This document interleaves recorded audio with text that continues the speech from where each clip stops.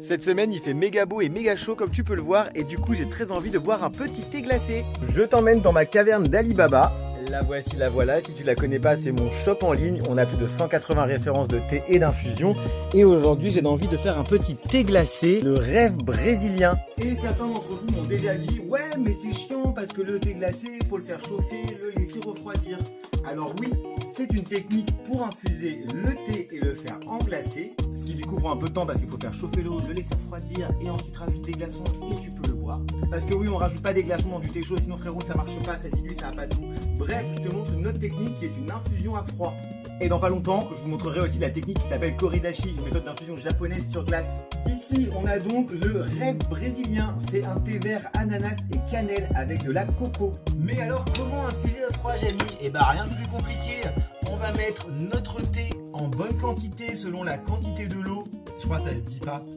Mais genre t'as compris comme d'habitude, c'est écrit sur les étiquettes, sur les sachets que je t'envoie. On est sur environ 3 grammes pour 25 à 30 centilitres d'eau.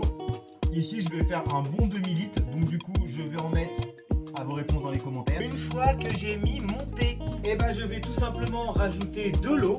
Et ce qui est vachement cool avec le thé vert, l'eau, le thé vert, je vais mettre tout ça au frigo 30 à 40 minutes et ça me fera directement une infusion glacée. Ça fait donc une trentaine de minutes et ça y est, regarde-moi ça.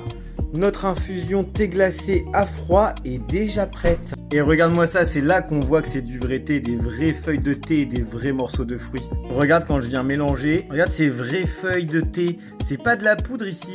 Je vais donc le passer parce que moi j'utilise une cafetière à piston. Ça marche très très bien pour le thé, que ce soit en chaud ou en froid. J'utilise ça depuis des années et pour moi c'est vraiment super pratique parce que aussi j'envoie des litrons. Et si vous êtes plusieurs, franchement ça fait largement le taf. Regarde-moi cette belle couleur. Alors bien évidemment tu peux rajouter à l'intérieur des glaçons, mais pourquoi pas aussi des morceaux de fruits.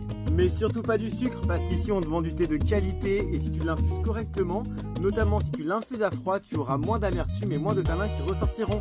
Alors n'hésite pas, vas-y, toast avec n'importe quel de mes thés ou de mes infusions. À la prochaine!